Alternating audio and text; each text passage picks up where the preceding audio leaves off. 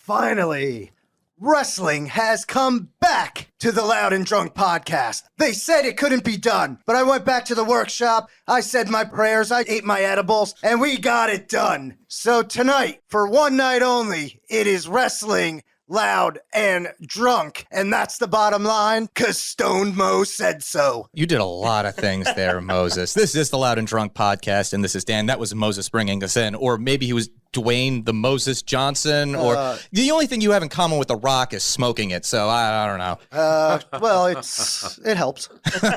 Well, Moses is right. We are talking about wrestling, Justin, but we do have a guest to help us talk about it, so we've got ourselves a nice little, slobber knocker of a podcast. I'm actually really excited because I used to be a wrestling kid, and then as certain things go, you just float away from it sometimes. It's always there in the back of my mind, and I catch weird things, but we have a most legitimate wrestler here in the room with us tonight, and I can't wait to get this conversation started. Let's move on to our normal guest, though, first. Very happy to be here. My name is Ajax Armstrong. Friends call me Double A.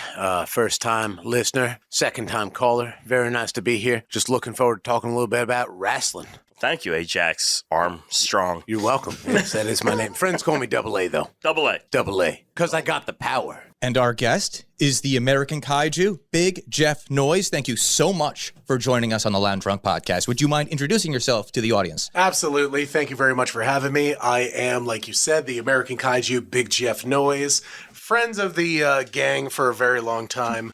But independent wrestler, been doing this for about 15 years now. So, traveled the country, done a lot of stuff, and looking forward to talking about it with you guys. It's been in the mix for a minute, and I'm so excited for this episode. Yeah, it's definitely going to be a fun time. I'm excited as well. It's great to be talking with a wrestler. I've been into wrestling since I was a little kid, got out of wrestling when Owen Hart died, and then got back into it. My brother has a Peacock subscription, and I mooch off of that, and I just started watching. I watched like a little bit of Wrestlemania 38, and then all of a sudden I'm like, oh my God, Cody Rhodes? That's Dusty's kid. And then he was doing all Dusty's moves. I'm like, I'm rooting for this guy. He reminds me of Hulk Hogan and Bret Hart if they were like one person. He's like Hulk Hogan, Bret Hart, and Homelander. Yeah. I love that gimmick that he does of like the opposite of the American Dream, the American Nightmare. It's brilliant. Yeah, it's awesome. I'm a big Cody Rhodes mark. I have to admit that. I've been a Cody fan since like he first debuted with like Bob Holly. Even that Stardust. Stardust was fine. It was funny. It was good enough. That's probably the worst shit. Yeah. But I will say that when he had like the mask on after he broke his nose with Rey Mysterio, that was a super cool gimmick where he was like because he had that dashing Cody Rhodes gimmick. And then out of nowhere, it's like since he broke his nose, he had this mask on and he was ashamed to show his face. So he's putting brown paper bags onto people in a front row, which let's be honest, they're wrestling fans. They needed the but that was. You're not wrong. Yeah, you are not wrong. You'd think they'd see pretty people up in the front row just for the aesthetics of the TV. You would think the pretty people would have the money to sit in the front row. Apparently a lot of white trash has some pretty damn good money. Well, there's a lot of tax rebates on that white trash. He definitely does. Trump got all those tax rebates out real quick, so, they can afford it. That's where it went, wrestling. We're dodging that question. Yes. We're dodging that. Jeff, first question for you. You've been in wrestling for 15 years. How did you get into it? So it's a really funny story because, growing up, I was always a huge wrestling fan. I was a diehard ECW fan. So interesting. Yeah. So, as much as I like, Austin and Rock during the Attitude Era, which was super cool, I really loved the dirty and the hardcore feel of ECW. Where I'm quite simpatico with you on that. Rob Van Dam, RV, Sabu. I was actually mentored by Balls Mahoney. No kidding. So, I was mentored by Balls Mahoney. I was trained by Pitbull Gary Wolf and also trained by the Blue Meanie. So kidding. I have ECW in the blood. Yes, literally in your veins. Cool. That's amazing. But that really caught my attention on top of everything else. But it was really funny because I was probably 24 years old, something like that. And I was teaching at the time, but this girl that I was seeing, we were bored one night and we heard Ric Flair was supposed to be at Central Regional High School doing a show. And I was like, I'm absolutely going to go see Ric Flair if he's 10 minutes up the road from my house. Yeah. Exactly. So I go there and Ric Flair's not there. Oh, wow. Because it's a typical Ric Flair move. Yes. Yeah. So he was billed and he didn't show, whatever. But I Right. go in and I'm like, screw it, we're here. So we might as well just hang out. I walk in and a friend of mine from high school who, he has unfortunately passed away. His name was Bobby Youngblood. Oh, He was an indie yeah. guy. Yep. And you met him. Yep. Because he used to play kickball. Exactly right. Yeah, yeah. Exactly right. Yeah. So he was Good the guy dude, that good kind of dude. got me in, and I bumped into him. I was like, "What the hell are you doing here?" I see him in his gear and stuff. He's like, "Dude, I'm wrestling. Do you want to wrestle?"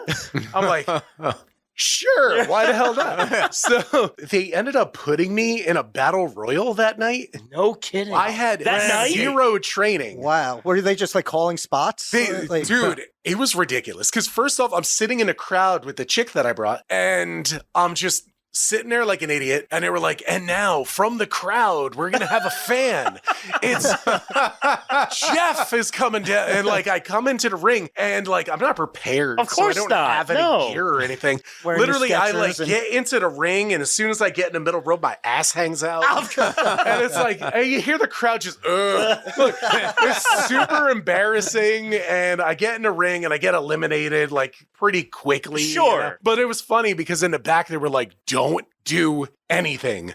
Just grab people and pretend like you're going to throw them over, but don't do anything. Because if you try, we're going to kill you. Yeah. But mind you, I'm bigger than everybody that was in the locker room. Yes. But it was just, it started with that. And then afterwards, Bobby was bringing me to multiple companies where I would show up when the ring would go. So I would help set up the ring and then get in the ring and get a little bit of time. Right. That's how I kind of took my first bump and everything like that. Everybody knows their first bump, right, Moses? Oh, yeah. I'm still feeling that. What's that, Papa Jeff?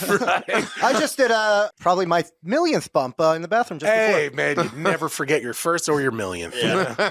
But, I started off doing it like that. And basically I was getting a little bit of time, just doing that. And then I ended up getting some matches, which was, I was greener than goose shit. It didn't look that great, but you're still getting the opportunity. I remember seeing you many years ago, and I can't remember where it was, but it was like a community center, either in Asbury or Neptune. That was probably my first singles match. Okay. Because I had that battle royal, then I had a tag team match with Bobby in Delaware. Oh, okay. Against this dude, I can't remember the one guy's name, but the other guy was Jeff Cannonball, who, if any indie wrestling fans are listening, hopefully you guys are, he's a big deathmatch guy now. Gotcha.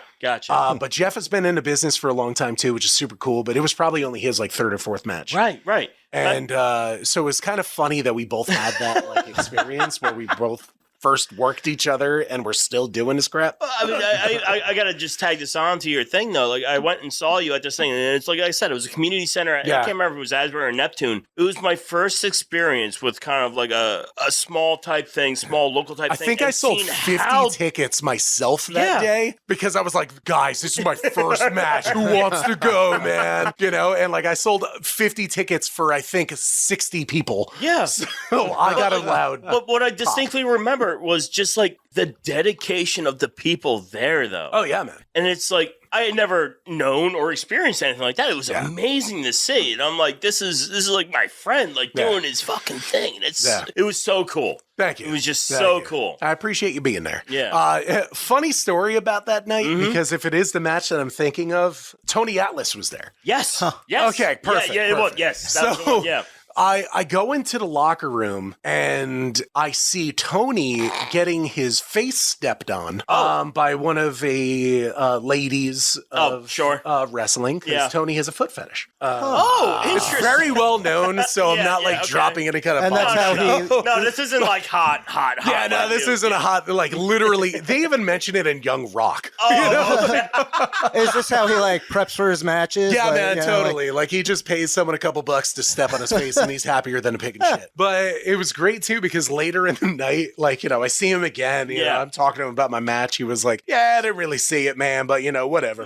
but he's looking through a binder full of just pictures, like Polaroids of women stepping on his face. Wow. God bless. Hey, Right? Yeah, we can hate on that. Listen, That it's seems fucking, honestly, that It's seems a lot Tony easier than what I'm It's doing. Tony I mean, Atlas. if he comes up and says, "Hey, do you mind stepping on my face? I'll give you $50." Oh, my $50 is God. $50. Yeah. Yeah. You know, It doesn't even have to be. I'm leaving money on the table. right? For real. And like indie workers at the time, I mean, most of the time it was a hot dog and a handshake. So that $50 is definitely going long places, Was that a euphemism? right? Seriously. What's a euphemism? So it was not a euphemism because later in the night, somebody walked into the locker room while Tony was changing. And he goes, I am very happy that she didn't walk in when I was changing because I would have let her down for all the purpose. Wow. So Tony was hilarious. He's one of my God favorite bless. people in wrestling. I will say that because That's he is awesome. absolutely a trip. But that was night 1. Yeah. Wow. But yeah, like after about like a year or two of doing just kind of like setting up the ring and getting like those kind of BS matches, then I went to the Monster Factory down in Paulsboro, New Jersey. Oh. And if you're an indie guy and you don't go to a wrestling school, like, Right. what are you doing? Yeah, exactly. You know, right. like you really, like you're playing wrestling at that point. And that's one of the big ones. Which is fine. Everybody, you know, has their own levels of where they want to be. I wanted to be higher, Right. so I went to the Monster Factory and learned. Well, because that's at least like because I'm not the biggest wrestling fan, but like I You know know the name. of Yeah. the Bam Bam Monster Bigelow. Factory, yeah, Yeah. and that's amazing. Yeah, it was Pretty Boy Larry Sharp. He was Yep. the owner at the time. You know, there was Pretty Boy Larry Sharp owned it. Danny Cage was helping out, and who now is the owner. And Gotcha. he ended up getting so big with it that they had a show on Apple TV. Yes, I distinctly remember. Which was there fantastic. Yeah. But you know, so I was down at the Monster Factory for multiple years, but they had Pitbull Gary Wolf, the Blue Meanie. They were the head trainers. Yeah.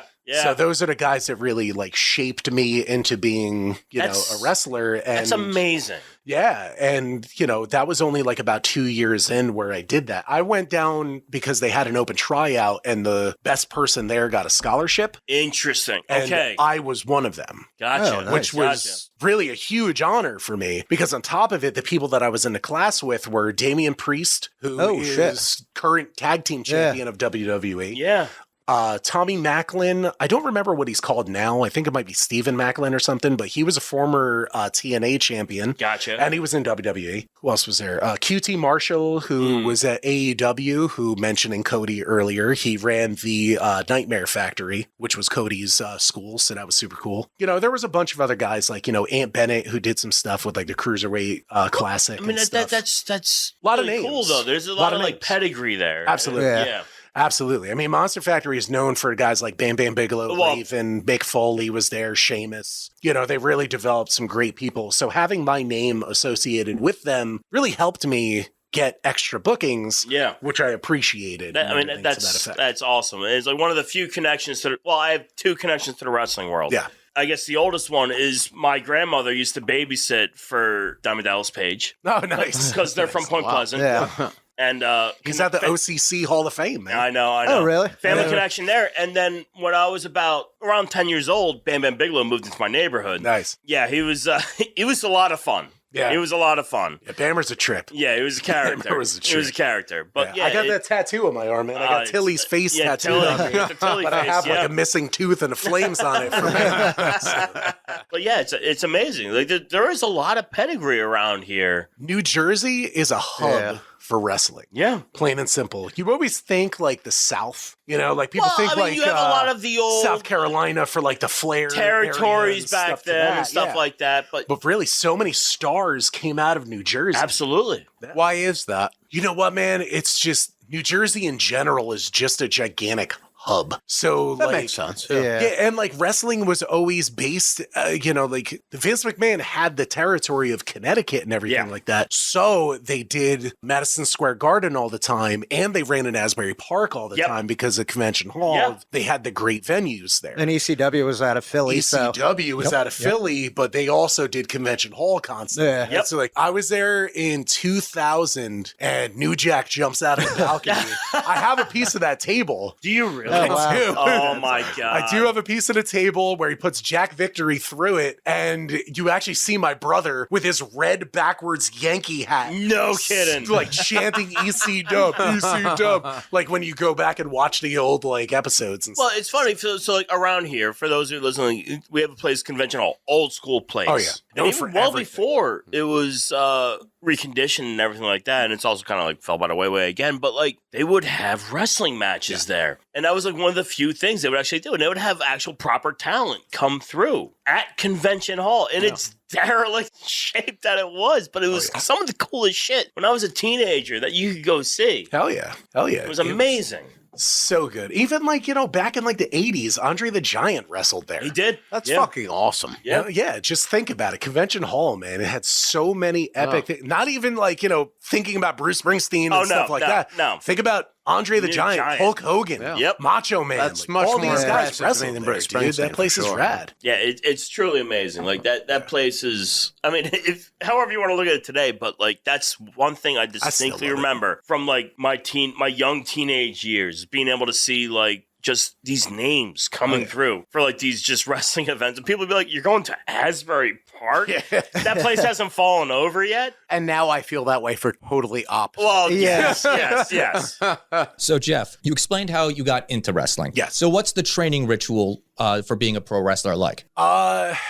Depends on how serious you want to take it. It can be very brutal. Like, you got to work out hard. You got to train for actual wrestling hard. The first thing you do when you train, you get in the ring and you take 10 bumps. Yeah. That's immediate. You take 10 bumps and then you run the ropes for 2 to 3 minutes. That's just your warm up. And for those that haven't done that, taking a bump is a mini car wreck. Every single time you hit that back, it sucks. Plain and simple. Because the ring is made like there's a little piece of like canvas on top of it, but it's just wood, right? It's wood. There's a little pad, and the pad is like not even as thick No, as it's that minuscule. notepad. It's It's like non-existent. It's as thick as the freaking canvas, basically.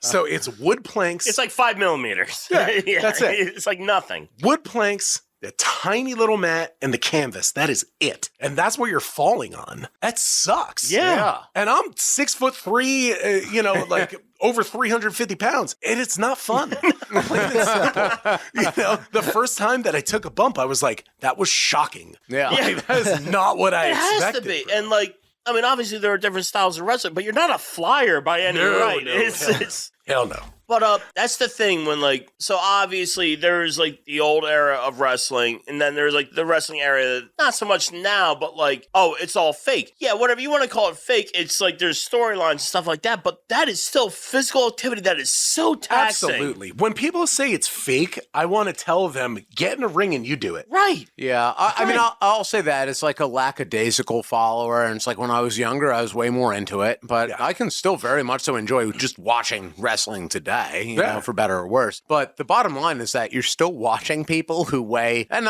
regardless as to weight, though I will draw attention to the fact that these people weigh like 300 pounds plus, so they weigh way more than I do, and they're running around a ring. I can't run to the opposite side of this bar right now to get a drink without being severely winded. So it's like, it's one of those things that like does register with me. It's still very athletic. And I feel like it doesn't take a lot of brain power to recognize that it's something that a layman can't do, you know? You No gotta matter do the what work and your you gotta skill- take the hits. Yeah. You could say fake or whatever, but if I'm going to come over and I'm going to hit you, you're going to feel it. Yeah. Dude, I'll flat out tell you, chops suck. I was going to bring up chops. They certainly seem like they do. So I am very good and very well known for my chops. Oh. Jeff Noyze for a reason. All right. My shit is loud as anything. All love right. it. It sounds like a cannon goes off, Like when you get chopped, it is horrible. It has to be. It has to be. People think like you could just take that. No, dude. You absolutely, if I were to come up and chop you in the chest, you're going to feel that for a week. Yeah. And it's not just one you're doing, it's multiple. For me, I don't do too many because it'll take away from the match from itself. the match, you know, but you're gonna know you'll gonna feel know. like you took multiple. I have cut somebody in the I have believe made people bleed in their chest with one shot. I believe it. I'll put it How to you does that even happen? It busts the capillaries in the. Lot of meat, bro. A lot of meat slapping meat. That's fair enough. That's fair enough. It's impact. It's because the friction. You can't take away from the fact that like you are doing things, you are selling it as hard as you can. Oh hell yeah! And there is an agreement, and you do it, and everybody understands. Like that's the key. Is the agreement. Yeah, that's really important. Because, look, you know, I mean, I'm going to break Kayfabe. Oh, God, you know, whatever. You know, fuck that. Kayfabe died when Cheeky Baby and Hacksaw got busted for coke on the Jersey Turnpike. Yeah, and the curtain call was the curtain call. and that definitely put the nail in the coffin. Yeah. Right? So let's be honest here. So, you know, the outcome's predetermined because otherwise we're going to kill each other. Yeah. And it's MMA. Yeah, then it's just UFC. Exactly. Like we're going out there to try to kill each other. Nobody wants to lose. But that's why there has to be a winner and loser. Yes. Because otherwise it's brutality and you better have insurance. Yes. Do you have insurance? Let's talk about that for a minute. Let's talk about freaking not the the new wrestling Roadhouse. No. Podcast canceled. Let's circle back. Podcast. Nasavenia, Circle of Life. I think we should have Jeff back for the Roadhouse. I think breakdown. For the listeners, we just watched. Yeah. we just watched the remake of new Roadhouse Roadhouse right before we started doing this, and don't. But like, for people that call it fake, it is such a physical endeavor. Absolutely. No matter if you're the big guy or the little guy, it's still so athletic. And the little guy, it's even worse. Yeah. Yeah, because if those you're a Rey guys are getting Mysterio type, you have to like do all sorts of those moves Oh, to meet yeah. up Oh, with, you're like, talking the your expectations. flyers, You your have to do acrobatics. so much more to make it believable. If I go out there and I punch you and you fall, that shit's believable. Right. I'm 6'3", Right. 340 something. Right. Okay? That's believable. But if Rey Mysterio is going at you and hitting you, he needs to really act He accordingly. needs to and flip sell it around, up. jump off the rope. He At the needs to same do time, something big to affect a guy my size. At the same time, though, and I say this as a very much so a layman, looking at it, like I completely get what you're saying, but at the same time, you're 340, you said, something like that? Yeah. That takes a tremendous amount of work to do.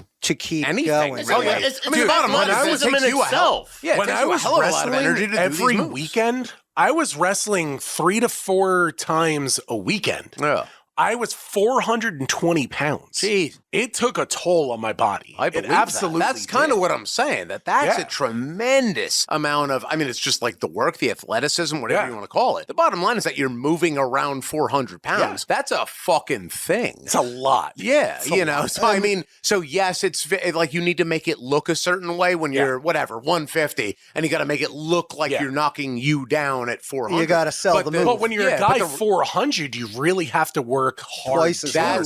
That's what I'm saying. Because it's not just the work with the partner, it's the work with your body. Yes. yeah, You know, it's the work with you insane to moving me. that Yeah. much weight around. And Yeah. it's not easy, dude. And it's the stamina because you're doing like at least 10-minute matches. Yeah. And that takes a lot of Takes a huge stamina. toll. That's my. I'm fucking 200 pounds. It's difficult fucking taking the garbage out. Oh yeah, I struggle getting that 30-pack in the fridge.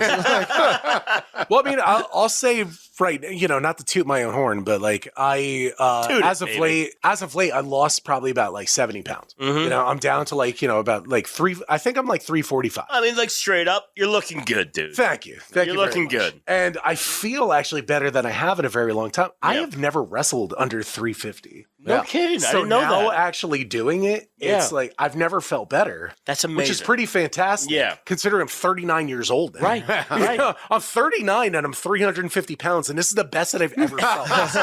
It's mind-boggling to me. You know, but that's also because on my tape, I write, you know, for Reed, which is my son. So anytime that I feel like I'm gassed, I look down and I'm like, all right, damn it. it's for You Reed. got some Get this done. straight up motivation. I have some serious motivation now, so that's why like my most recent run is really the best run that I've been on in a very long Well, time. you've been on like a straight resurgence, dude. And I'm like, Thank you. Like I said, I tend to be a little far away from this stuff, but what I've seen recently, holy crap, dude! Thank you very I'm like much. so happy and so proud that you're doing your thing. You're doing the thing you love. Thank you. Yeah, dude, absolutely. And I respect that's that so the key is doing the thing that I love because don't get me wrong, I did it for 15 years and I loved every second of it, but there were also some really shitty Absolutely. times, but you're going to get that in any job because it's still a job. It's a job. But, I mean, I had runs where I wrestled, Kevin Nash. I wrestled Balls Mahoney 3 times in one weekend. Right. In 3 different states. Yeah.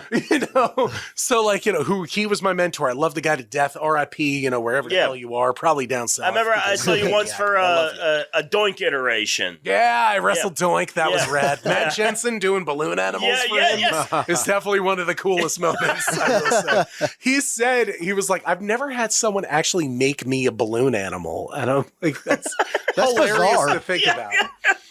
Sad thing is I was his last match. Were you really? Yeah, Matt died, Matt Bourne. Oh, you know what? Yeah. He died a couple, days later. Oh, my God. And actually, if you watch a Dark Side of the Ring episode with Matt Bourne, about him, the end of it, they do a promo where he's, in, kind of that Raven-looking gimmick. I recall. That promo was about me. Oh my God. Wow. It's on YouTube. It's actually one of his highest viewed things. And I'm like, your highest viewed thing is talking about me. And I'm like, who the fuck am I? I was only 3 years in at that time, too. Some morbidity there, but at the same time, a lot of morbidity, definitely a lot of that. But at the same point, it's it was such an epic experience, though, because Matt is a great dude. And he really taught me a lot. Amazing. Granted, I only knew him for about a short period of time, but still. He still taught me a lot, and I take a lot of that moving forward, and I always did, and that was awesome. That was one of the things that I kind of want. Now you mentioned that the lifestyle of a wrestler is one that you really take a lot of toll on your body, and that's sort of one of the reasons why the lifespan of wrestlers is so short.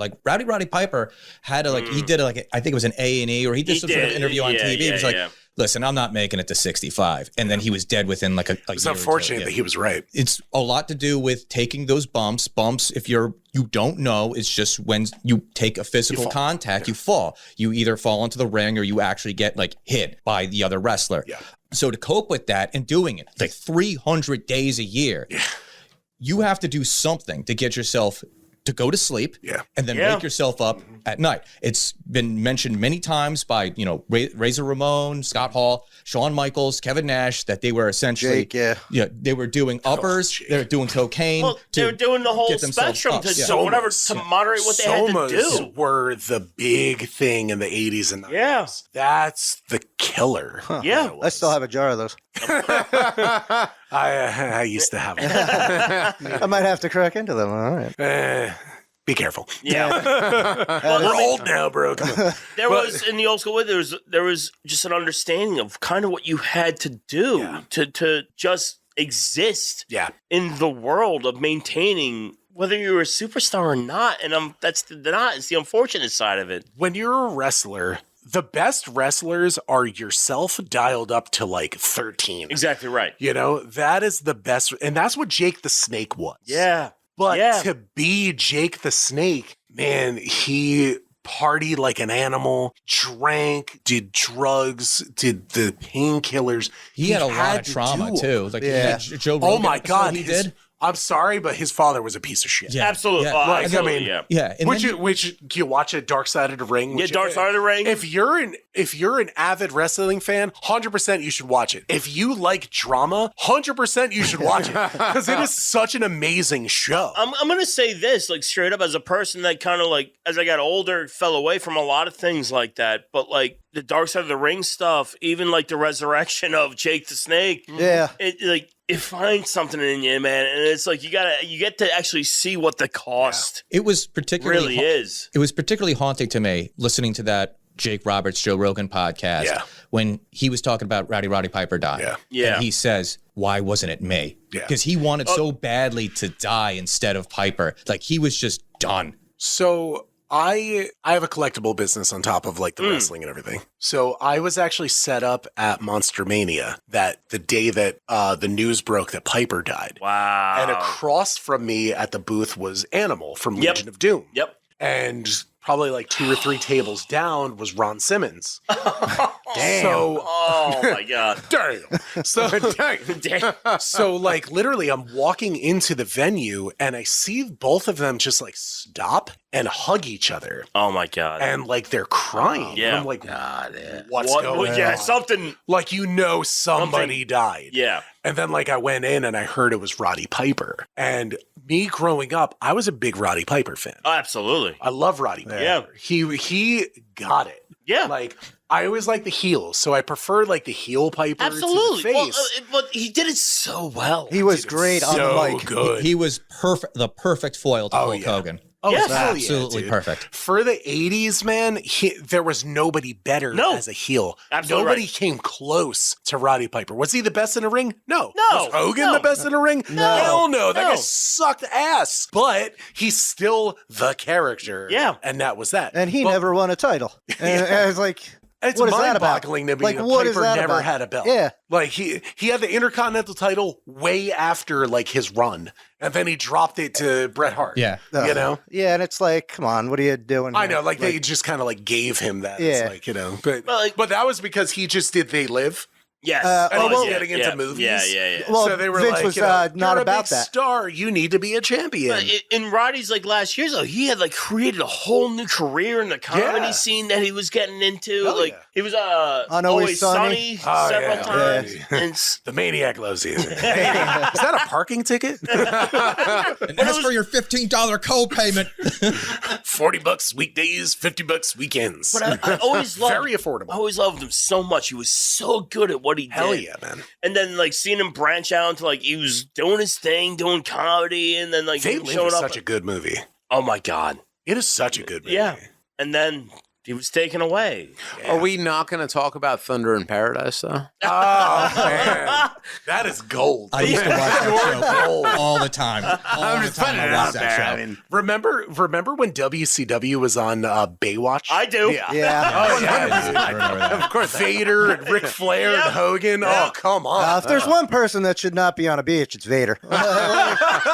Like nobody wants to see that, man. But we did. Yeah, we did. Vader's one of the guys that I always watch his stuff. On the note of I guess the way in which it's depicted outside of the actual ring and so on and so forth, what I was thinking of, especially when you talk about the melancholy that can sometimes exist within the genre of entertainment, the movie The Wrestler, because I've been out of watching wrestling for a long time, so I like watched that like on a whim, and I was like, "Holy fucking shit!" It was a and great movie. it It is a really great like it movie. really did hit me. It is an amazing movie, and watching it after doing it, Yeah. I man, can only it imagine. is so real. Yeah. It is horrifically real. That literally could have been just Marty Jannetty. Exactly right. Like 100%, that movie was Marty Jannetty. Like that dude is a complete fucking train wreck. I'm Yeah. sorry. That's No, no, hilarious it's- because Like I've known Marty on the indies for a solid 10 years. Yeah. And I don't exactly like him, but that's neither here nor Well, there. yeah. One way or the other, but yeah. that was the But- first time I saw you wrestling. It was the Brick Elks, and Marty Jannetty was like the headliner. The headliner. And the ceilings in there are so low when the ring is set up, and he was kind of trying to do his top rope shit, Yeah. but he like banged his head off of the drop ceiling, and I'm just like, this isn't.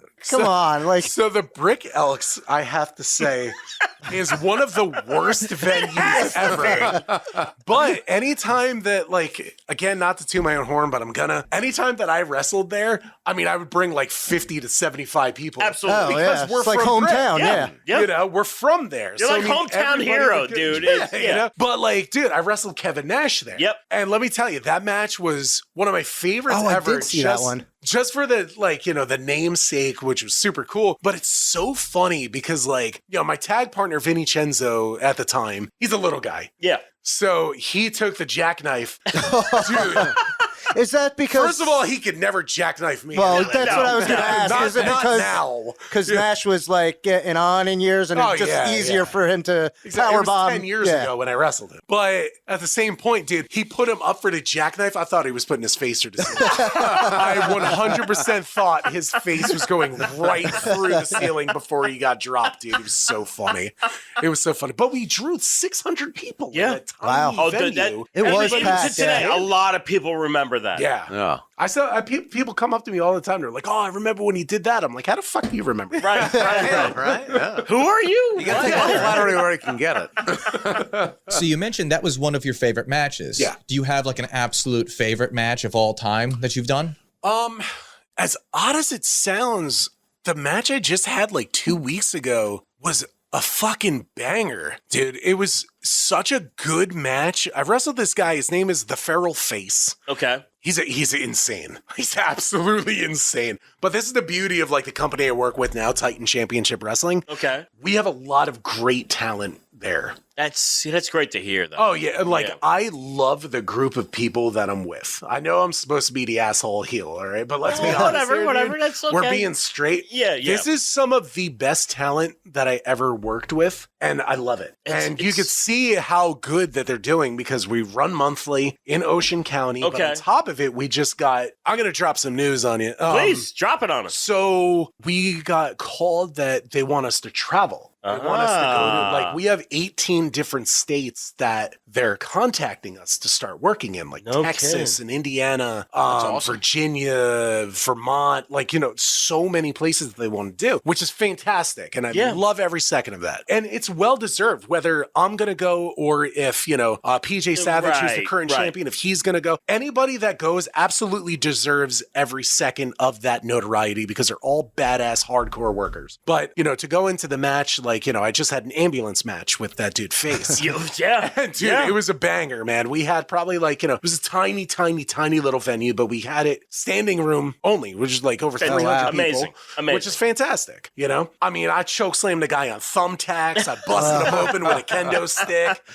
He took a pair of needle nose pliers and was started pulling on my nose ring. But it was just, I felt great. It looked great. The crowd ate it the fuck up. You could watch it on a Premier Wrestling app. Gotcha. So if you don't want to watch it, you could watch it on Premier and you could also watch it on YouTube. It's on both, But that was one match that I really like recently, but some of my other favorite matches, 100%, me and Vincenzo broke up and we had a one-on-one match in Brick, actually. We had a doorway to hell match. We were just putting each other, like, nobody could afford tables. Of course. So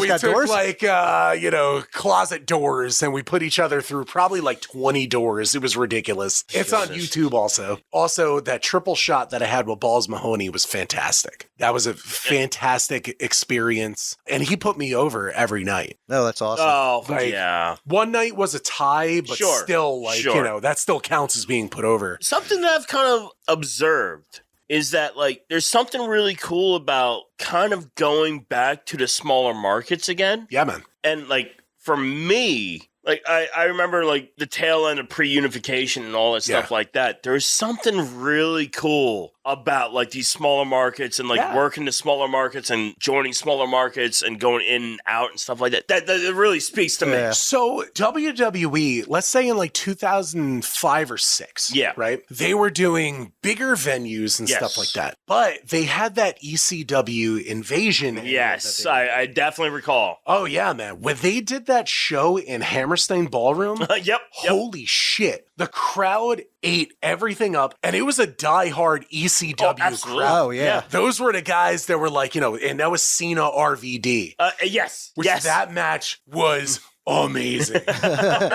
Just because, like, RVD is the ECW guy and the crowd ate it all up. Everyone hated John Cena, although he's the top WWE. Well, was he doing his rap gimmick at that point? Or it was kind of past like the rap. The thugonomics. It was past the master of thugonomics. But, which I gotta say, John Cena, I hated him for the longest time. I hated him up front. Really hated him. But he is one of the best people in the back. 100%. And as a dude, he's like one of the best people. The charity work that he does for the special needs is absolutely amazing. I don't know shit from anything, but like from what I can read and what it seems like, that he's just like the nicest fucking will do anything for you. Yeah, I've read articles and seen like different like spots of him where he wasn't even supposed to be there. Yeah. And he just did it because he heard this special needs kid like was so into John Cena, and he's like, oh, I don't need any money. I'll fucking do it. Who He cares? set the record for the most Make-A-Wish, which Yes. he got. Oh, yeah. So I used to be a special needs teacher. The student that I was one-on-one with, he actually had the Make-A-Wish, and he got to meet John Cena. Oh, okay. So that was super cool. That's awesome. And, that was a great experience for him. And he ended up getting to meet like a bunch of other WWE wrestlers and stuff too. But John Cena was his favorite. So, and it's really nice too, because you see Cody doing like, taking that role now. Like he's the number one Make-A-Wish guy. And that's cool because wrestling, they wrestle so many times. Yeah. So it's significantly easier for them to do the Make-A-Wish opposed to like a baseball player who has 82 home games. Exactly right. Or football players who have 8. Yeah. I have a tie-in question with this then. Personal curiosity. I have like a low opinion of celebrities in terms of like, because obviously like celebrities by the very definition of the word, they're like venerated in our culture. Yeah. And that could be like a fucking actor or an athlete, including in this. I'm curious as to what your thought is on like, are the people that you meet in this business that you're in, I mean, if you had to stereotype, are they more on the side of being people who are, I guess, like contributive or altruistic, that type of thing? Or is it more, because obviously like whenever you choose to be like a celebrity or you choose you're in the limelight, you have to. Yeah, you're in the limelight, exactly. So like obviously like your shtick there's a is game that to be like played. I'm all ego. Yeah, you're kind of forced to be the nice, So like, and people I pleaser. think that with like me personally, and again, this is why I asked the question, but it's like I observe like, Hollywood actors, and they're like, many of them at least are like, they're kind of pieces of shit. They genuinely like, I'm fucking awesome. I'm the coolest person ever, and you should suck my dick kind of thing. How far does that stereotype lend itself in your line of work? There's a lot of egos. It's wrestling. It's a lot of testosterone. It's kind of based on ego, really. It's literally based on ego. If I can interject a real quick interstitial with Diamond Dallas Page, I've met him at family barbecues. The greatest human being to ever live really might be Diamond Dallas Page. Yes. I could see that just through the work that he's done with like Jake and Scott He Hall. literally is saving lives. Yeah.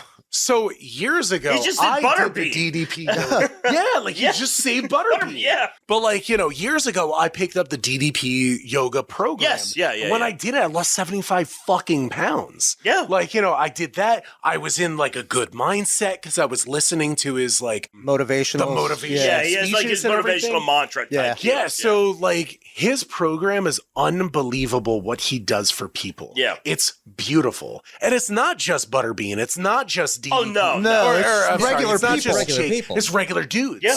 And women, it's everybody. He helps everybody. And DDP there's a special place in heaven for that man. Like 100%. You know what? That's there's a exactly special what my place in grandma says. You can tell his character because whenever he does a shoot interview, never has a crossword to say about anybody. And when you watch shoots, people are assholes. Yeah. Like 99% of them, they just was want to always shit on so, somebody. like, kinda Usually Shawn diplomatic Michaels. about it. But And it's amazing because he didn't he start? He was a bouncer at like Stone Pony. Yeah, that was it. And got like or Bam Bam got him into wrestling. Well, there's a lot of cross connection there. I don't know if it was Stone Pony. I can't remember exactly. I was somewhere in Asbury. He was a bouncer. It was one of the Jersey venues. Yes. Like, in like, But like, Asbury. he's a good dude. But obviously, there are people that are gonna. It's a cross section of humanity. There's a lot of You're gonna have egos egocentric involved. people, and But a lot of them also, they've really, like, it's crazy to think it's a new thing now that so many people are more accepting and nice to the fans. Yeah. Like there was a time where you had to live the gimmick 24/7. So if you were a heel, you were a dick to everybody. well, I mean, Kayfabe was king, man. Yeah. Kayfabe was king, and it should be. Yeah. Like I'm a very big component for kayfabe, Of course. but Yeah. at the same point, I'm a realist, and I get like nowadays it's like everybody knows. There's a lot more access Yeah, to people these days. Let me Yeah. ask you Totally. something. Do you think something's lost by not having kayfabe 24/7? Like if you're the Undertaker, now it's hard because 24/7, everyone's got a cell phone. so hard, you got to dude. travel. You got to do this, that, and the other thing. I have a fun wife, story. He's married to Michelle McCool and Yeah. everything. I like have that, a fun you know? story of the Undertaker. When I was a kid, we went to Madison Square Garden for a house show, and we had like front row seats. And Undertaker's first wife was like Sarah. right Oh, behind us. yes. And she had this photo album, and like kayfabe was still a thing at this point, and I was young, so I still like believed in like all the angles and gimmicks. And she everything was like ushering out, but we were still there and we just happened to talk to her. And she had this photo album and she's showing us pictures of Undertaker and Mark Callis. And the first picture I remember seeing is him in a Hawaiian shirt and big ass smile with like a strawberry daiquiri in his hand. And I was just like, the fuck? Yeah. Like, what is that? Yeah, it was just human being. I'm like, that can't be him. I just saw him put like Ultimate Warrior in a casket. I went to WrestleMania 26 in Arizona, and like the next day, which was Shawn Michaels' last match. Yeah. Epic battle, Shawn and Undertaker. It was so cool to see live. Yeah. But the next day, I go to a Circle K to just grab water, and I see Kane sitting in a Ford Focus, playing with his GPS in a brown polo. And I'm like, man, that really takes me out of this shit. That's awesome.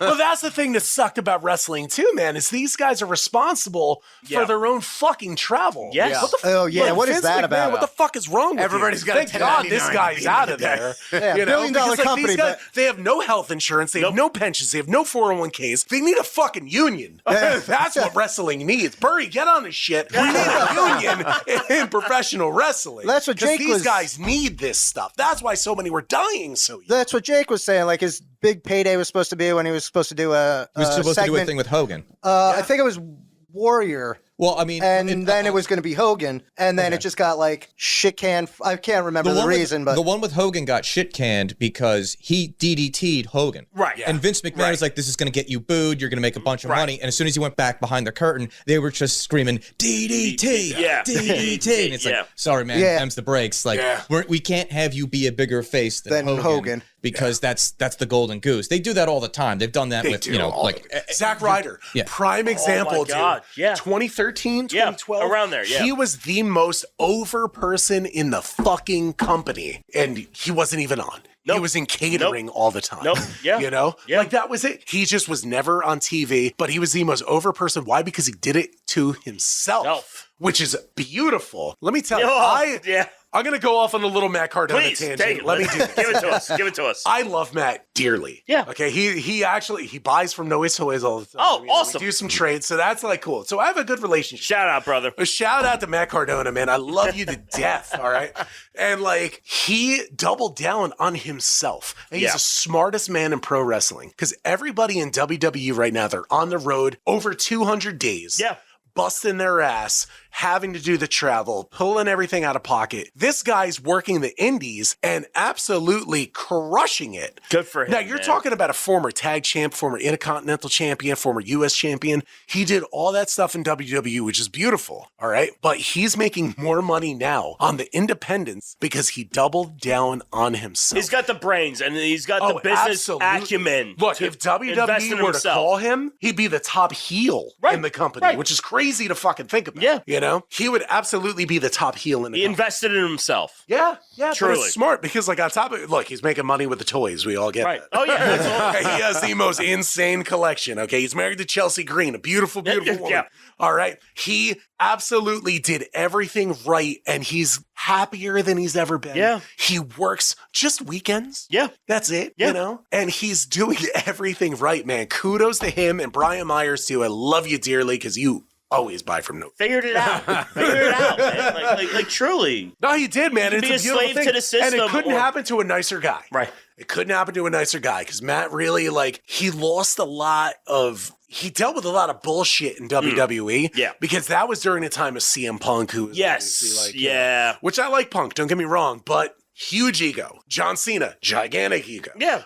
The Rock came back and everything like Oh, that. yeah, and who were they cheering for? Fucking Zack Ryder. Right. Unbelievable. No, Unbelievable. he so he, big like, ups made to him, and that is proof that the indies are not fucking dead. Well, that's what I the love indies about are it. hotter than they've ever been. That's what I'm saying. It's like, from my optics, I'm not following the big productions. It's like, I'm glad to see like a lot of shit happening in the indies. man. That's getting a lot of credit. Not even just the indies, but NWA is making a resurgence, Yeah. which is great. Billy Yeah. Corgan owns it. Like, are you fucking kidding? Yeah, I remember. I didn't know that at all. Oh, yeah. Dude, yeah, Billy Corgan owns NWA. Was he like bored? How did that No, he loves it. He loves that No, shit. dude, he's been a huge wrestling fan. Yeah. He actually was on a bunch of ECW. I haven't thought about his fucking name since, well, his music. I heard an interview with him, I'd say probably like 5 years ago, where he was talking about, like, he was really getting into it. He's like, he fucking has a true love affair. Oh, dude, he's the loved art. wrestling forever. Yeah. Forever, man. He's always been a huge fan, and that's awesome. Yeah. It's so cool to see. And not going to lie, I'm going to see in August, I got guest list tickets. His friends with Lars Fredrickson from Rancid. Oh, yeah. You know, Rancid is playing in Philly. Ah. And so he's got me on a guest list for that, and it's going to be Rancid, Smashing Pumpkins, and Green Day. So not going to lie, I'm going to fucking shoot my shot with Billy Corgan. Absolutely. You got to have to. Play it as it lies, you Have know? to, you But, know? like, fuck yeah, dude. Like, he loves it so dude. fucking It's much. beautiful. It reminds me of there was some vignette Bret Hart was doing. I think it was against Owen at the time when they were feuding, and he said he was like, Owen, despite all your rage, you are still just a rat in a cage. And that just sticks out in my mind. And now that I know about Billy Corgan's love, I was like, he must have been fucking jizzing all over the place when he heard that. I'm sure. Yeah, Billy Corgan, man, die-hard wrestling fan. He did a little stunt in ECW in like 2002. Yes. I think I vaguely remember. 2000, not 2002. Right. 2000. Also.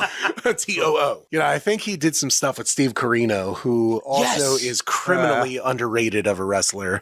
His kids wrestle, which are great. You know, like those guys are very good on the indies. It's amazing. Yeah. It's amazing. Yeah, but Corino was a criminally underrated talent, and he does a lot of training with NXT, which is beautiful. Oh, no kidding. So I'm glad he has a WWE job. Yeah, So Jeff, we've been talking about the WWE for a bit. Yeah. It's WrestleMania season. One of the first questions I actually want to ask you about the WWE. I always like calling it WWF. I don't want to be bullied by a bunch of panda bears. No. But That what would do you be make? adorable. What do you make of the Vince McMahon scandal that's been going on? I mean, Like realistically, like it couldn't happen to a nicer person of him getting called out and like, you know, getting thrown out. Cause, you know, look, I love WWE. I love WWF. Of course. I have since I was a baby. Yeah. Okay. My brother loved wrestling. My brother Mike, I love you dearly, Mike. And because of you, I am doing this stupid shit. Man, it really couldn't happen to a better person. He's such trash. He's a racist, sexist, bigoted, like, dude. And it's like, and now apparently you're just a gigantic, just sex fiend, disgusting human being. So bye-bye. You know, and not for nothing too. The beautiful thing is now that you got Triple H running the show. Yeah. And man, that guy has such a good brain for the business. I love Hunter. I love Triple H. I hope you hear this because I love you. Triple H, nah, man, like realistically, the guy gets it. Okay. What I would know, say- like everybody's like, oh, he used to squatch people, blah, blah, blah. I mean, okay, this is- so did everybody that was big. As so a did person Austin, so that's did Hogan. looking in from that's been pretty much outside of it from a long time, it seems like he's got like a quiet confidence in the way he runs it, and he knows what he's fucking doing. He And knows whereas, the business. Like, He was Vince a is student like of the this game. egomaniac. He is the game. Yes. Yeah.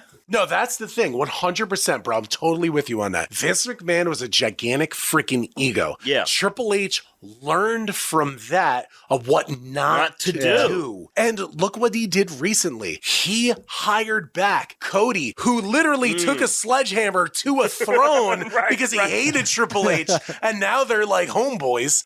He brought CM Punk back. Holy shit. Did anybody ever I didn't think that was ever going to happen. No one thought I that didn't was even think gonna CM Punk would go back. happen. I know. Like, Muddy, dude. well, The point I'm trying to make. He straight up said, I'm not here to make friends, I'm here to make money. Yeah. Okay. But as like a person that has become quasi laissez-faire about it, I see what I see and I enjoy what I see, but like it seems like he's got a handle on it. He's doing a good job, and he's got a good mind for the business without putting himself in the front of it and distracting from the business itself. He did that in like 2016, I want to say it was, with Daniel Bryan. Right. You know, when they had that feud with Daniel Bryan, he shoehorned himself in that. He shoehorned himself in the CM Punk thing. He did have a heart issue recently. Okay. So I think with that, and he never had a last match, he's not going to. Right. You know? And I respect the hell out of him for that because look at Flair. Oh, Yeah, he's You know, I mean, dude, the guy's melted ice cream. he He just does not look good. No. And he's 175 years old. He's Yeah. older than Joe Louis. There's even reports that Mick Foley wants to do one last match, and I'm like, for the love of God, please don't do this to your Yeah, mom. how really many hope more he cages doesn't, can you but be I throwing? know he's going to, and Yeah. I'm telling you it's going to be against Matt fucking Cardona. Yep. Okay, which would be epic.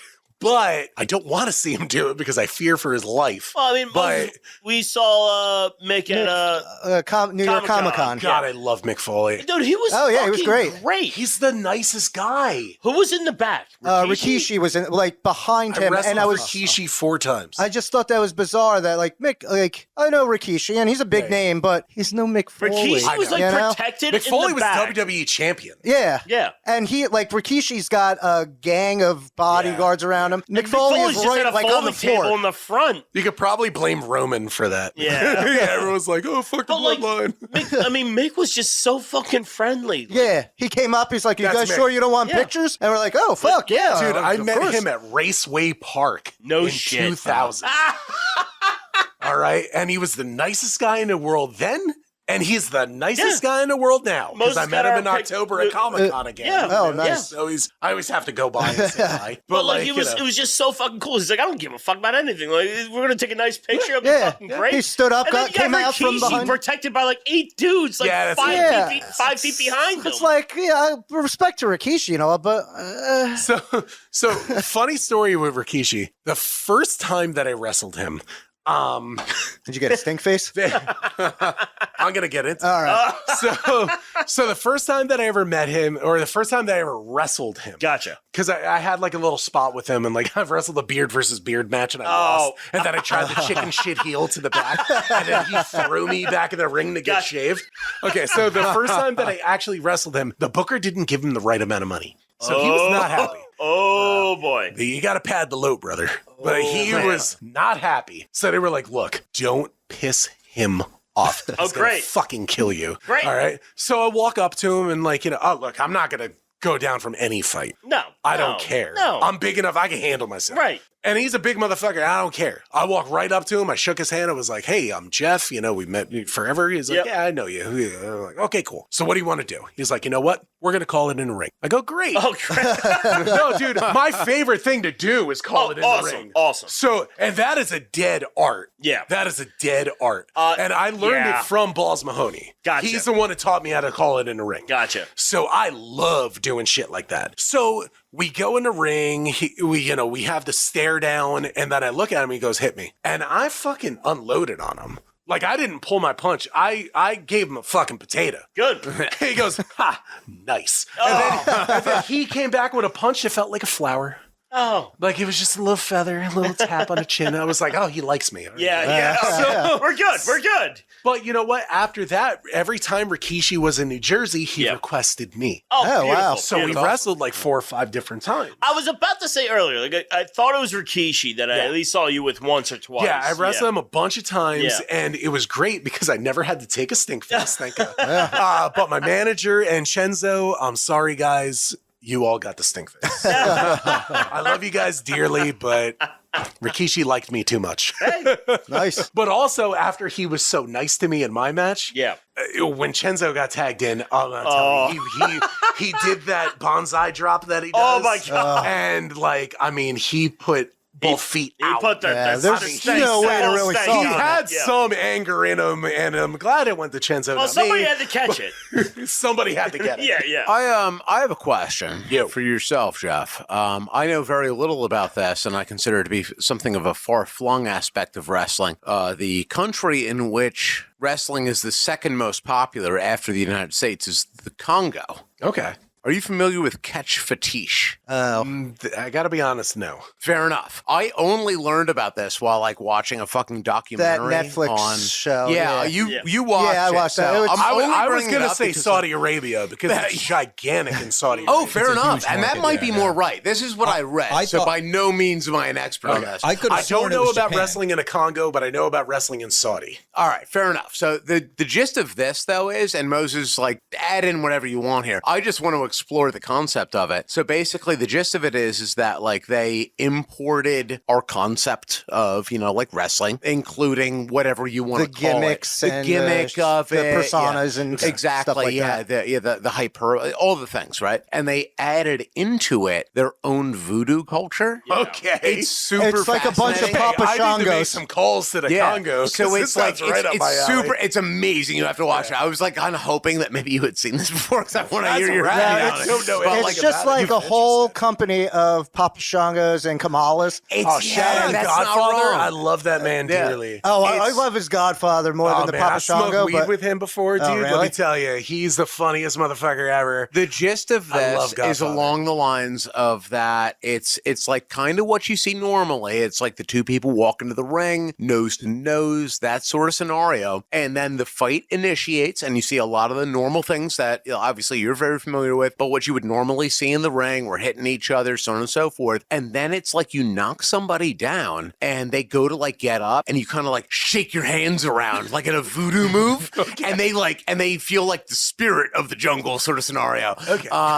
And it's like it combines these concepts, and they're I guess like the reasoning that it's been explained to me. The reasoning behind it is that there's an element here where you're acting, and so therefore to also include this concept of like that we're going to I don't know, like the acting of voodoo essentially, the acting of like, you know, oh my god, the spirits they're up in my body now, I feel them in my spine sort of scenario. Like I haven't really been into wrestling other than watching yourself, which is enormously enjoyable for me. Oh, thank you. Yeah, that's a genuine compliment. Thank you.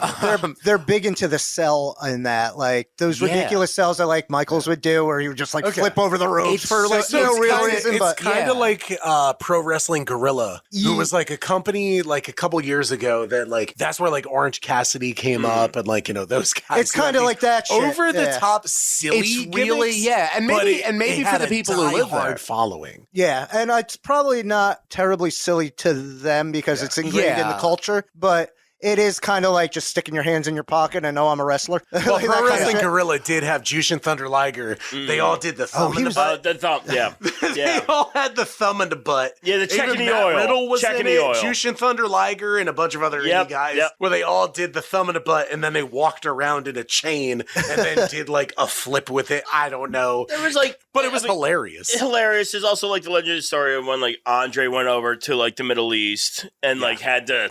They're like, you really can't. No, you gotta show face. You gotta show face. You can't. No, don't do that. Don't do that. Don't do that. Like, Yo, this is like Warzone shit.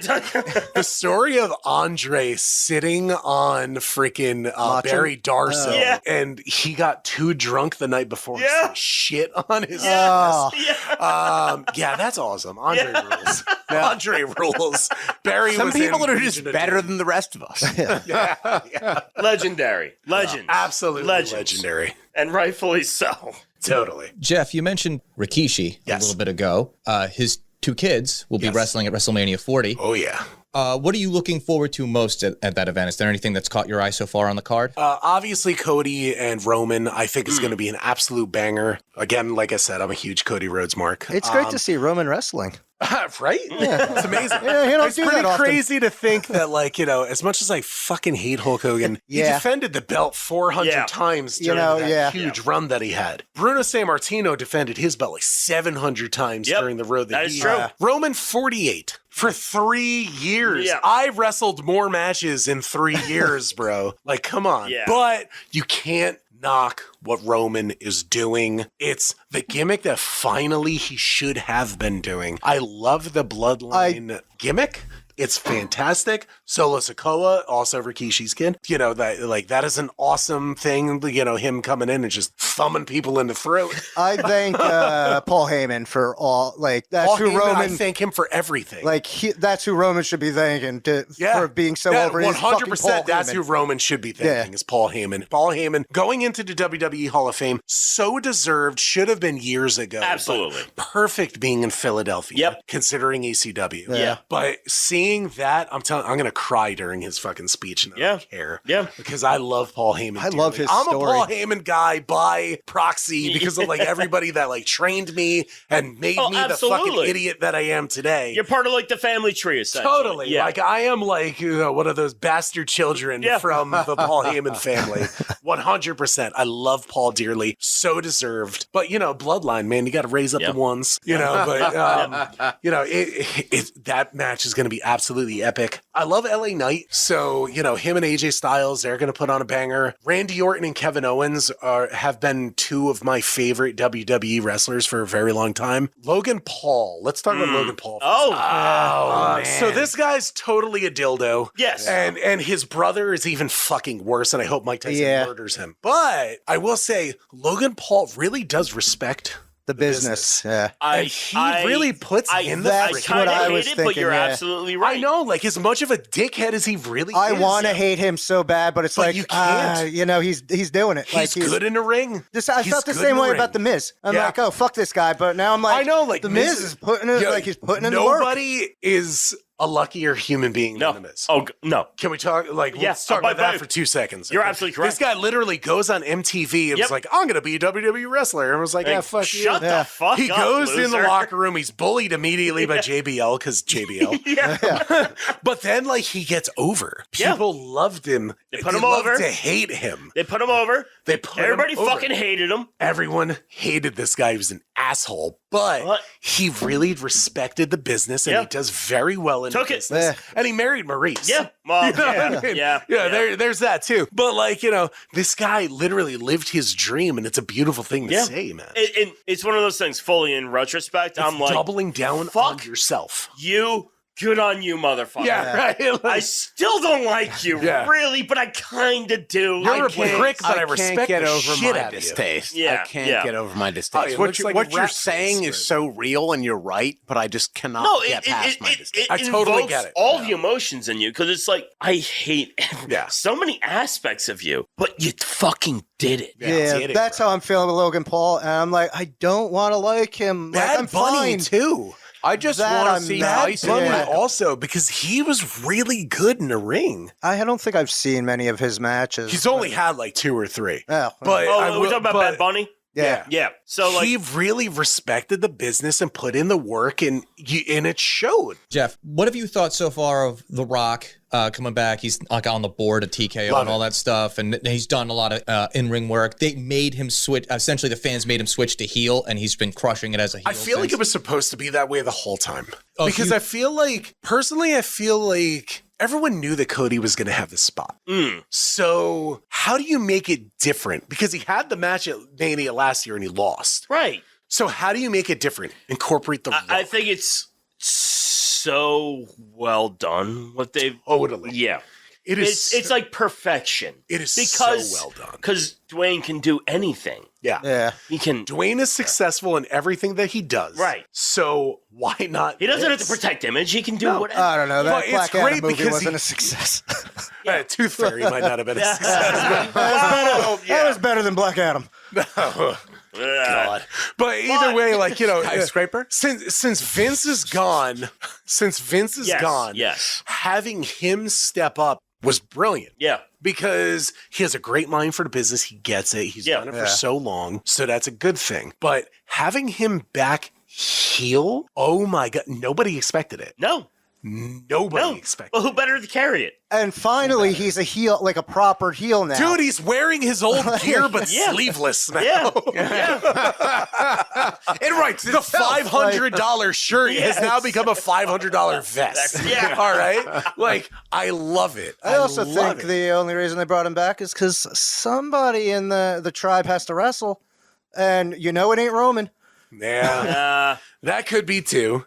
I mean, I really like the fact that he's having that tag match. I think that's going to be super cool. Oh, I agree with that. Seth Rollins and Cody against Roman and Rock. Yeah. Night one? One? Yeah. Holy shit. Yeah. Like, this is what you're going to give us night one? But doesn't that bury the championship? Them doing a I don't think It's so. a stipulation I to think that match. Because, exactly. Yeah. Like you said, okay. with that extra stipulation added to it is like, if Rock loses, then he the loses bloodline the is belt. gone. Right. Like, the bloodline will not be involved in Oh, that right, match. right. That is really big and will help because then people could be like, okay, Solo Sikoa is not going to come out. Or he if is. they lose, which I think they're going to. I think so too, yeah. Then this is my hot take on it. Yeah. It's going to be, you're going to see the bloodline come out, start fucking up Cody. Yeah. And the glass shatters.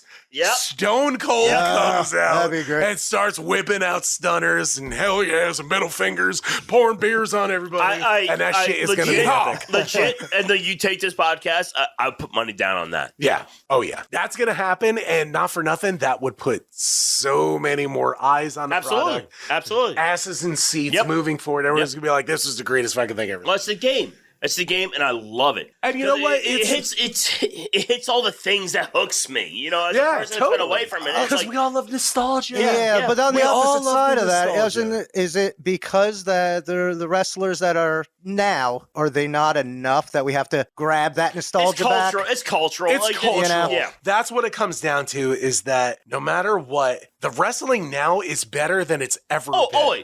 Absolutely. 100%. Agreed. From the men to the women. Well, we are the everything, generation of the nostalgia. tag teams, We love everything. nostalgia. Yes, we love nostalgia. Yeah. And what better than Getting glass shattering? Yeah. Yes. I'm a huge Stone Cold fan. I'm fucking great. Just him stomping on you know. Stomping a mud hole in your ass and walking try, boy. Well, either way, dude, like 100% seeing that will be epic. Yeah. If it doesn't happen, it's still going to be an epic match. Who Still cares? fun. You still got The Rock involved in it. Exactly right. Well, that was actually going to be my question for you if you had any hot takes. But you already answered that. So there's my hot take. My other hot take is AEW is wasting all of their money. I agree. Tony Khan is made of money. God. The man just prints money. Tony Khan, literally, prints they it. are stupid rich. They're too rich. they're spending so much money, they're making the Jacksonville Jaguars bankrupt. But it really sucks because I wanted AEW to be so good. And it was for a minute. It was. Really, really enjoyable. It had a moment. It had a moment of like, wow, this is different. This is cool. I see it. This is like WCW. Right. Yeah, once they got Jericho on, it was like, competition. all right, this might be going somewhere. Yeah, you and thought then that. And then it like kind of didn't. and then out of nowhere they were like, okay, everybody that gets fired, we're gonna bring in. Like Well, it that's was what like it became. It just became like Keith Lee drives me nuts. I wanted Keith Lee to be the next big thing because he's got a $1 billion look. Yeah. But he had the long COVID, which was horrible. I get that. Yeah. But even when he was in WWE before he had COVID, Triple H was telling him to lose weight. Right. Like everybody was telling him to tone up, and he didn't. No. And like his ring work was just the same. And he is a wet paper bag personality. I hate to use the modern vernacular, but he was mid as fuck. Yeah, man, absolutely. And it sucks because what he can do in the ring is impressive. Yeah. But If he's on top of it. if he's on top of it, he's just not, which really blows. That's why I But- love Kevin Owens. But dude, I love Kevin Owens because he got himself in shape. and he got himself came in up shape and like he crushes. trained with Cena. Yeah. And all of a sudden now Cena's already past his prime, and Kevin Owens probably around the same age as him. I'd imagine And he's somewhere still close. super and now impressive. he's like, now he's, And he's like up there. super duper impressive. I love Kevin Owens, hands down one of my favorite wrestlers over the past 15 years. I love Kevin Owens. But then AEW also, they brought in Sasha Banks, which is one of my favorite women wrestlers. But They did a lot of that great women's shit, division but- is really bad. Yeah. And yes, she will elevate them. That's fine, But but they it's- don't have people to put bangers on with I'm her. sorry, you're absolutely right, but a dumpster's a dumpster. You can only It's hard to look good if everybody's trash. CM Punk came back 40 million watchers, on Right. YouTube. Another Edge?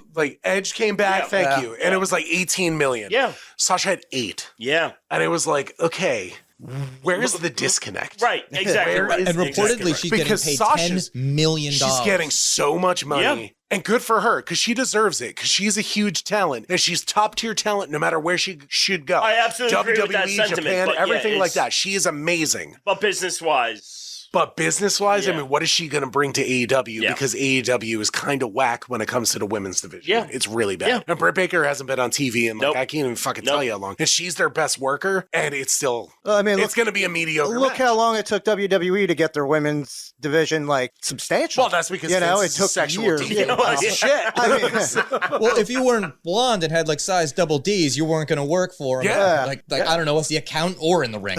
Yeah, I mean, Let alone absolutely. he could drag his balls like- across your head or shit on your head or whatever the case may be. God.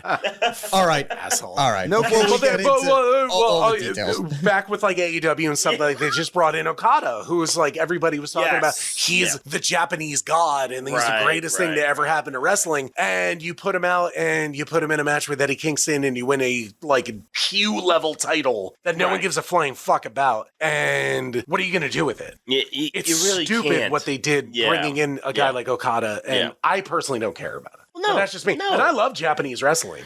Oh, but I'm an watching old school him- Japanese dude, but like, Yeah. there Dude, was watching nothing- him and Eddie Kingston was watching two wrestlers wrestle in like oatmeal. Right. Like they were just so slow. It was like, what are you doing? If you want to get the people, you gotta make them excited, and Yes. that was not the way to fucking do No, it. dude, absolutely not. Absolutely not. But you know, what the fuck do I know? Yeah. I'm just sitting here drinking. All right, guys, we have run long on this episode, so it's Always with Big Jeff Noyze, you going real long, It's, baby. so it's probably a good time to stop. But I do have Ooh, yeah. one. I have one more question for you, Jeff. Yes. Do you have any events coming up? Anything that you would like to promote? Yes. May 11th with Titan Championship Wrestling, I will be in Manchester. We're going to be wrestling there. And then May 18th, we will be wrestling also in Old Bridge. I'm booked on both of those. Basically, moving forward, every Titan show I will be at. Amazing. I'm gonna be Which there. I'm very excited for. Me, and also shout out to my homeboy, my manager, one of the best dudes that I know, the Zebra King himself, SP Anderson. Thank you very much for everything you've been doing with me, SP. You know, he'll be by my side too, but that's going to be epic. We got some absolute bangers there.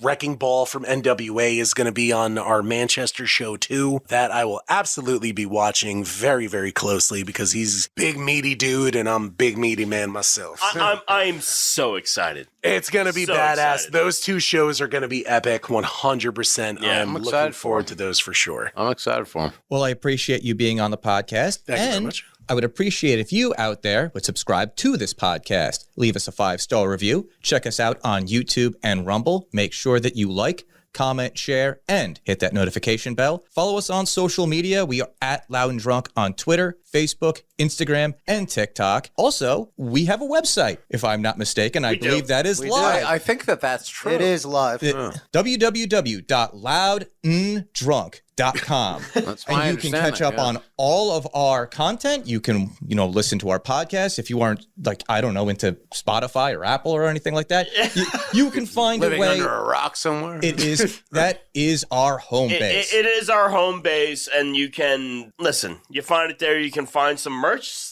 Oh there yeah, too. yeah. There's Hilariously. things on there. Yeah, yeah. Get It's it. all about that merch game, baby. Yeah. It really is. That's how we make money to pay for this. So Definitely. buy some of that trash merchandise. Go make sure to buy all that stuff and subscribe to all that stuff. But also, you could find Big Jeff Noyze. Absolutely. I have Instagram, Facebook. I also have a ProWrestlingTees.com site. You can Fantastic. go ProWrestlingTees.com/Big Jeff Noyze, Noyze. You can follow me also for my other business, the Noyze Toys, on eBay, YouTube, TikTok, Shortbox, whatnot, all that kind of stuff as well. NOYZETOYZ. Well, we could learn a lot from our friend here. Oh, yeah. We need to partner with you with our social media. have to, brother. I don't even know what some of those things are. Well, because I'm the one that's doing all the things, at least for this. What's the internet, Dan? Is that thing still around?